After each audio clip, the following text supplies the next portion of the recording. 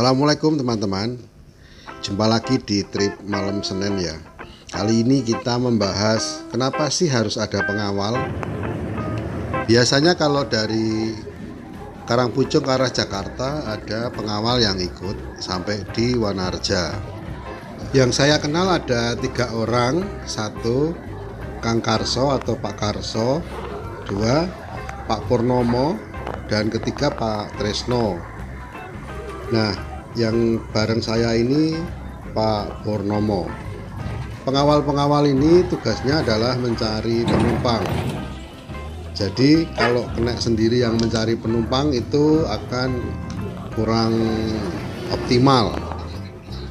Jadi para pengawal ini nanti akan nyari sepanjang jalan, keliling, turun, terus bawain barang, masukin bagasi dan sebagainya. Nah, upahnya gimana? Upahnya adalah 10.000 per penumpang yang berhasil dia dapatkan. Contohnya seperti ini. Ini di Cukang Leles.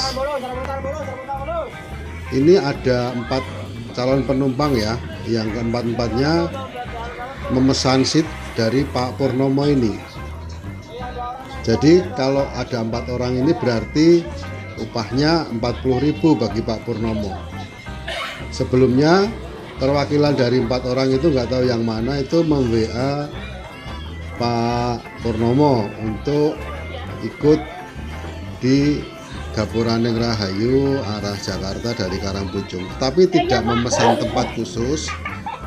Yang penting ada 4 seat yang berdekatan dan itu sudah disiapkan. Pak Karso ikut mana Pak Karso? Ya, Pak. Pak Karso nggak yang awal. Sakit apa Pak? Waduh. Oh alah. Iya, dari 73 sudah di Cililitan. Oh. Ah. Oh, ya. Ada di sini Bapak di Cilanggir. Orangnya di Cilanggir. Ya, sekarang di anaknya. Oh.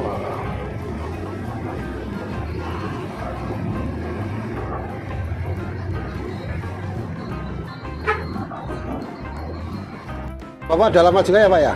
Ya. Udah lama juga ya ngawal? Oh. Dari tahun berapa? Oh. Oh gitu. Oh, berarti masih Cianjur itu ya? Iya. Atau pernah jadi personil? Oh, ngawal aja ya.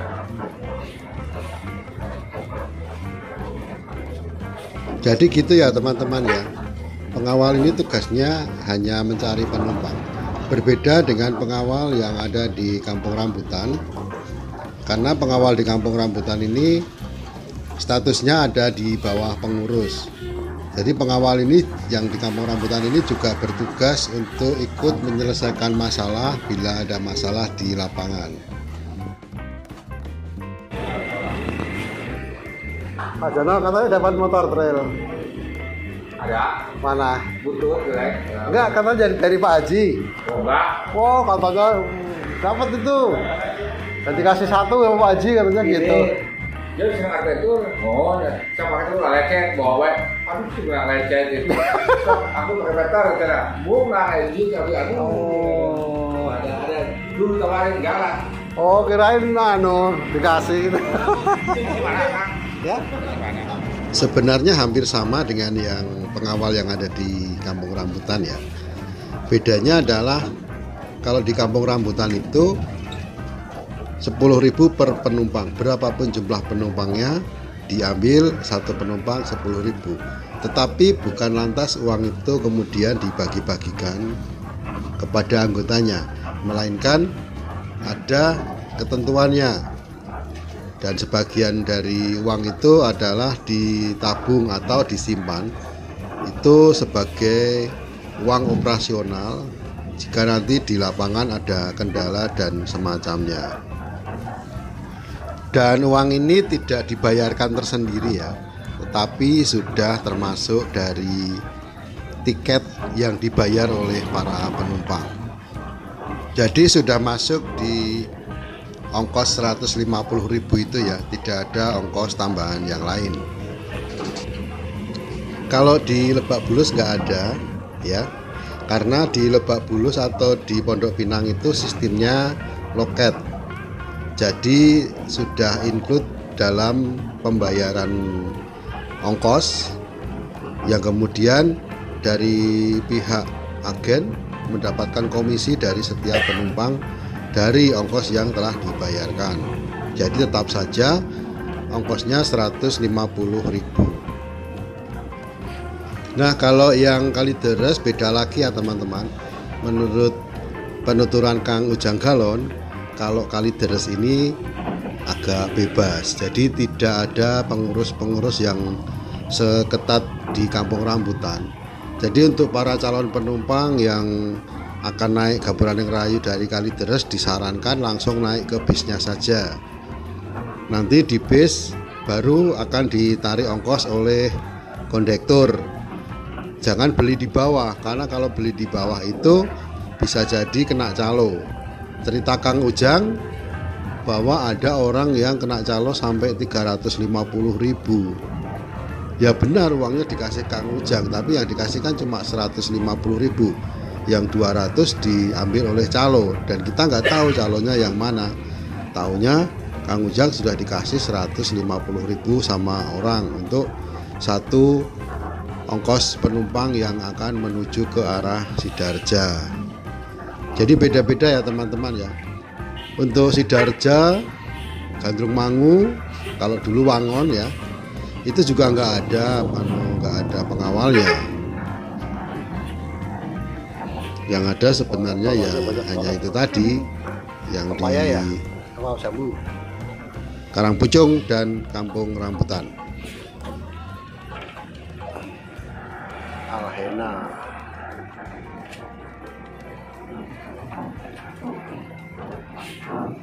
Oh ya teman-teman, ini kita ada di Pasir Kunyit. Di sebelah kita ada Alhena dari Best Premium. Dan ini banyak barang paket ya. Perlu ketahui oleh teman-teman bahwa selain dari bonus penumpang, pendapatan tambahan dari personel adalah juga dari paket yang dibawa. Meskipun jelas nggak boleh terlalu berat ataupun terlalu banyak. Di sini ada kita sendiri 136 dan Alhena.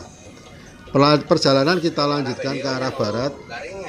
Oh ya, ini kita sama Pak Lili ya, Pak Lili Jorojos dengan kondektur spesial Mang Cucu. Kita masuk dulu. Bis pada dibawa kemana, Mas? Pool Gaburaneng Rahayu. Ini bisnya sini. Di pool ini ternyata sudah kosong. KPM semua. Oh.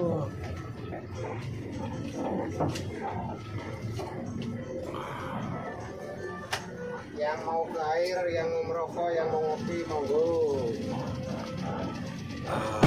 Kita di pool GR Ciamis ini agak lama ya teman-teman ya, karena ternyata 136 harus ganti pirodo yang depan itu yang seperti itu adalah bantalan untuk pengereman.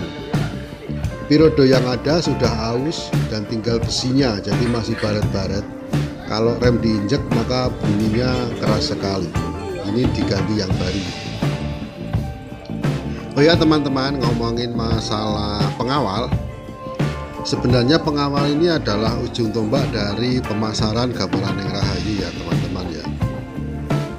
Jadi berkat para pengawal ini penumpang Gaburaneng Rahayu selalu penuh, terutama yang dari Karangpucung ya. Kalau dikawal biasanya penumpangnya lebih daripada tidak dikawal.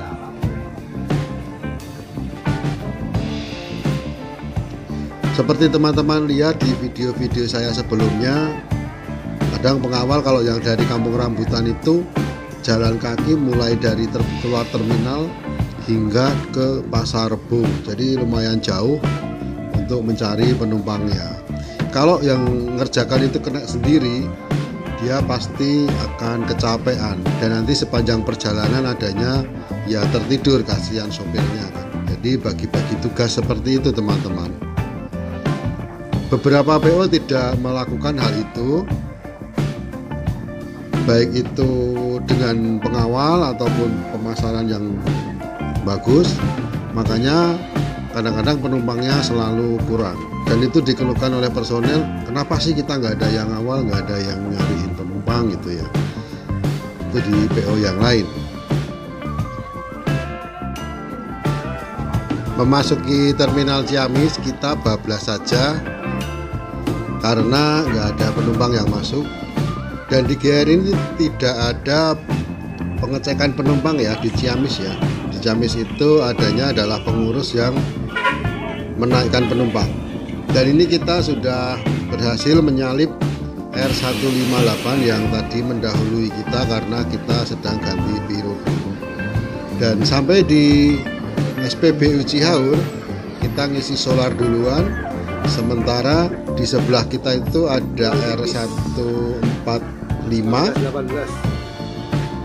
dan di belakang kita ada R158 dari Sidareja, titik awal mingguan ya, jurusan Kampung Rambutan. Yang ada di depan kita itu adalah jurusan Karangpucung Kalideres.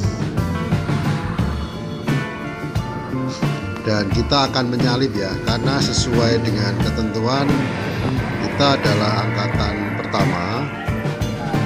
Dan yang ini yang Royal Class ini adalah 1626, ini adalah urutan ketiga, urutan keduanya 158. Tapi tadi di pool saya sempat tanya ke yang jaga toko ya, ternyata kita itu urutan ke-3 atau ke-4 gitu, sudah ada 3 bis sebelumnya. Karena saya mau jajan di situ dan ternyata jajanannya sudah habis diborong.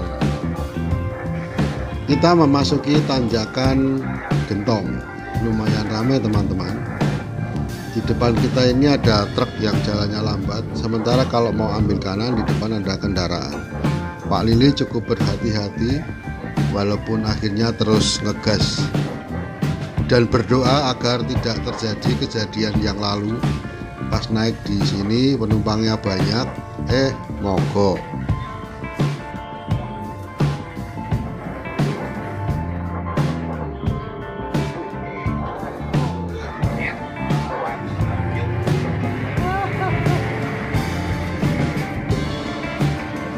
Pas nyalip truk Pak Lili kaget, ternyata ada orang di depannya, orang yang bantu-bantu lalu lintas belum beranjak. Sama-sama kaget, yang membantu tadi langsung lompat ke arah kiri.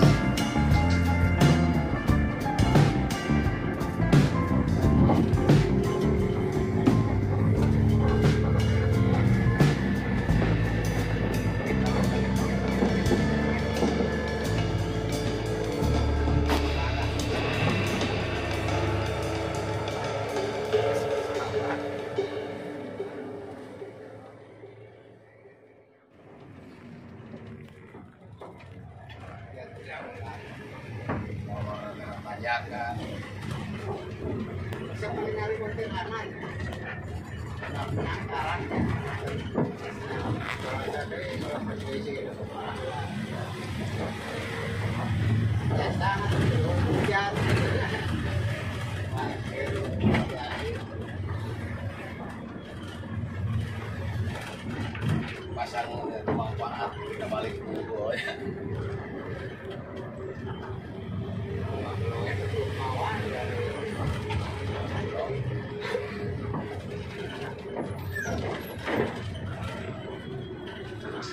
Sehabis tikungan-tikungan dari Gentong sampai ke Limbangan, saya memilih untuk istirahat karena kemacetan yang cukup panjang, dan nanti kita langsung ke rumah makan ya videonya ya.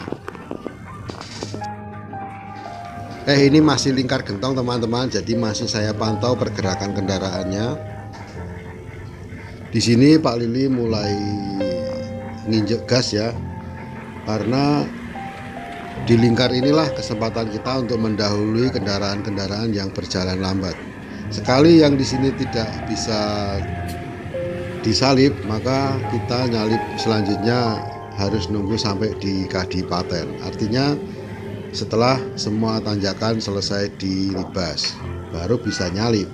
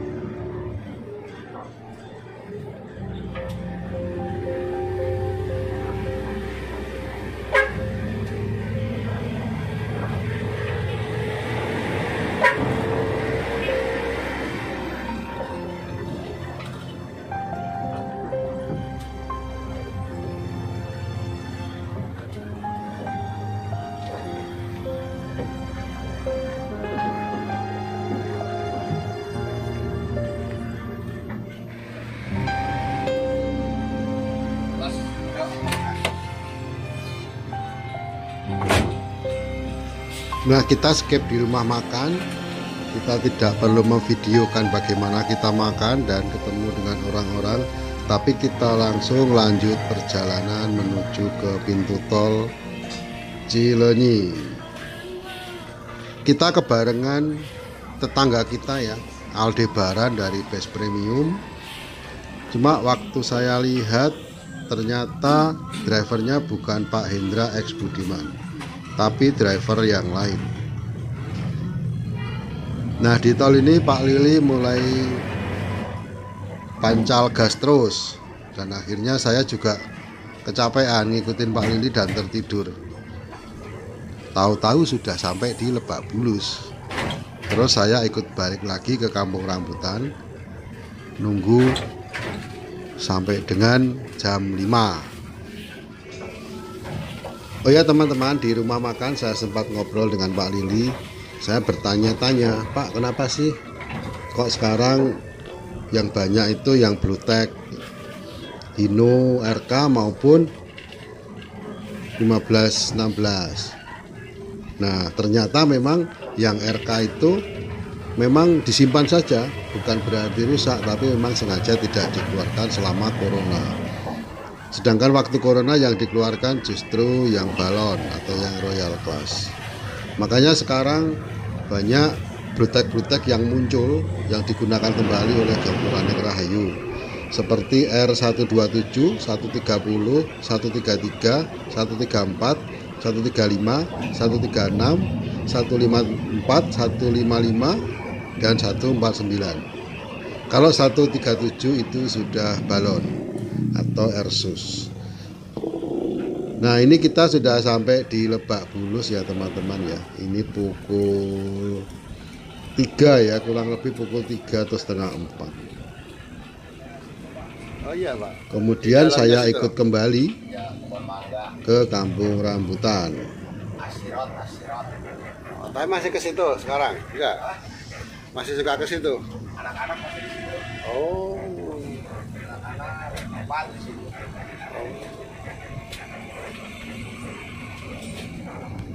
Yang satu malah jauh di Pluit. Yang satu di sini di Lebak Bulus.